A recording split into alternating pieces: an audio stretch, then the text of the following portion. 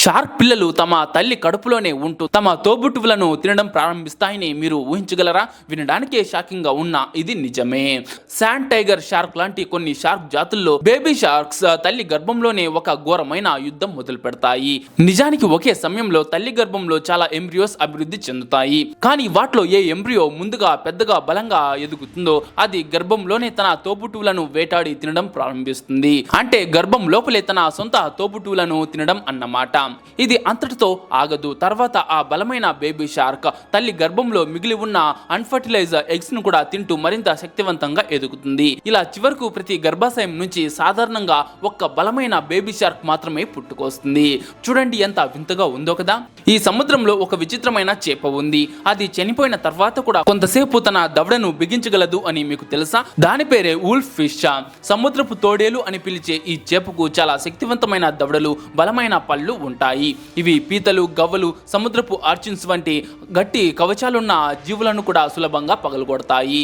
విచిత్రమైన విషయం ఏమిటంటే ఈ చేప తలను శరీరం నుంచి వేరు చేసిన తర్వాత కూడా కొంతసేపు నరాలు మరియు కండరాల్లో మిగిలి ఉన్న విద్యుత్ సంకేతాల వల్ల దవడ కొంతసేపు రిఫ్లెక్స్ గా బిగుసుకుపోతుంది. అందుకే నోటి దగ్గరకు ఏదైనా వస్తువు తగిలితే ఆ దవడ ఒక్కసారిగా బిగుసుకుని బలంగా కరిచేస్తుంది. అయినప్పటికీ ఆ దవడ బలం చాలా ఎక్కువగా ఉండటంతో ఆ చేప తలను కూడా చాలా జాగ్రత్తగా హ్యాండిల్ చేయాలి, లేకపోతే మన బెల్లను కూడా కట్ చేసేస్తుంది. మీరు ఎప్పుడైనా కరెంట్ స్తంభాలపై ఇలాంటి నల్లటి సూట్ కేసులా కనిపించే బాక్స్ ను గమనించారా? చాలా మంది దీన్ని విద్యుత్కు సంబంధించిన పరికరం అని అనుకుంటారు, కానీ నిజానికి దీనికి కరెంట్ తో ఎలాంటి సంబంధం లేదు. అయితే మరి ఇది ఏంటి? విద్యుత్ స్తంభాలపైనే దీన్ని ఎందుకు అమర్చుతారు? దీని లోపల అసలు ఏముంటుంది? అయితే ఈ చిన్న బాక్స్ వల్లే వేల మందికి హై స్పీడ్ ఫైబర్ ఇంటర్నెట్ ఎలా చేరుతుందో ఇప్పుడు తెలుసుకుందాం. మీ ఇంటికి వచ్చే ఫైబర్ ఇంటర్నెట్ లైన్ మధ్యలో విద్యుత్ స్తంభంపై కనిపించే ఈ నల్లటి బాక్స్ నే ఏరియల్ టర్మినల్ క్లోజర్ అంటారు. దీని పని మెయిన్ ఫైబర్ కేబుల్ నుంచి వచ్చే ఫైబర్స్ ను సురక్షితంగా కలిపి అక్కడి నుంచి అనేక ఇళ్లకు కనెక్షన్స్ అందించడం, అలాగే ఫైబర్ జాయింట్స్ ను వర్షం, దుమ్ము, తేమ నుంచి కాపాడడం. ఫైబర్ ఆప్టిక్ కేబుల్ అనేది ఇంటర్నెట్ డేటాను కాంతి రూపంలో పంపించే కేబుల్. మన ఇంటికి వచ్చే Jio fiber, Airtel Xtreme fiber, BSNL లాంటివన్నీ ఇదే టెక్నాలజీ ఉపయోగిస్తాయి. ఒక సిటీకి ఒక పెద్ద ఫైబర్ కేబుల్ వస్తుంది. అక్కడి నుంచి చిన్న చిన్న ప్రాంతాలకు చివరికి ప్రతి ఇంటింటికి కనెక్షన్ ఇవ్వాలి.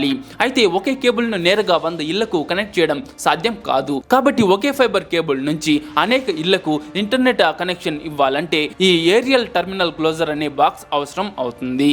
మరి దీన్ని ఎందుకు ఉపయోగిస్తారు? ఒక ఉదాహరణ ద్వారా చూద్దాం. ఒక ఏరియాలో 100 ఇళ్లకు ఫైబర్ కనెక్షన్ ఇవ్వాలి అనుకోండి.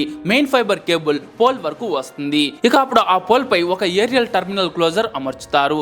అక్కడ మెయిన్ కేబుల్లోని ఫైబర్స్ ను విడగొట్టి ప్రతి ఇంటికి వెళ్లే చిన్న ఫైబర్ కేబుల్లతో కలుపుతారు. అంటే ఇది ఒక డిస్ట్రిబ్యూషన్ పాయింట్ లాగా పనిచేస్తుంది. అయితే ఒక మెయిన్ ఫైబర్ కేబుల్లో చాలా ఫైబర్స్ ఉంటాయి, కానీ ఒక్కో ఫైబర్ ను కూడా స్ప్లిటర్ సహాయంతో 16, 32 లేదా 64 ఇళ్లకు పంచి కనెక్షన్ ఇవ్వవచ్చు. అందుకే ఒకే మెయిన్ ఫైబర్ కేబుల్ ద్వారా వందలాది ఇళ్లకు ఇంటర్నెట్ అందించడం సాధ్యం అవుతుంది. ఈ బాక్స్ వల్ల ప్రయోజనాలు చూసుకుంటే వర్షం పడినా నీరు లోపలకు వెళ్ళదు. అంటే అక్కడ జాయింట్స్ వేస్తుంటారు కదా, అప్పుడు దానికి నీళ్లు టచ్ అవ్వదు. దుమ్ము, తేమ వల్ల ఫైబర్స్ పాడవదు. ఫైబర్ కనెక్షన్స్ ను తెగిపోకుండా రక్షిస్తుంది. భవిష్యత్తులో కొత్త కనెక్షన్ ఇవ్వడం సులభం అవుతుంది. మెయింటెనెన్స్ కూడా చాలా ఈజీ అవుతుంది. కాబట్టి ఇకపై కరెంట్ స్తంభంపై ఈ నల్లటి బాక్స్ కనిపిస్తే అది విద్యుత్ పరికరం కాదని, మీ ఇంటికి ఫైబర్ ఇంటర్నెట్ చేరే మార్గంలో కీలకమైన భాగమని గుర్తుంచుకోండి. సో ఫ్రెండ్స్, ఈ ఇన్ఫర్మేషన్ మీకు నచ్చింటే ఒక లైక్ చేసి మీ ఫ్రెండ్స్కు తప్పకుండా షేర్ చేయండి. అండ్ ముఖ్యంగా మన యాలిఫాక్ట్ తెలుగు ఛానల్ని సబ్స్క్రైబ్ చేసుకునేసి పక్కన వచ్చే బెల్ ఐకాన్ క్లిక్ చేసి ఆల్లో పెట్టుకోండి.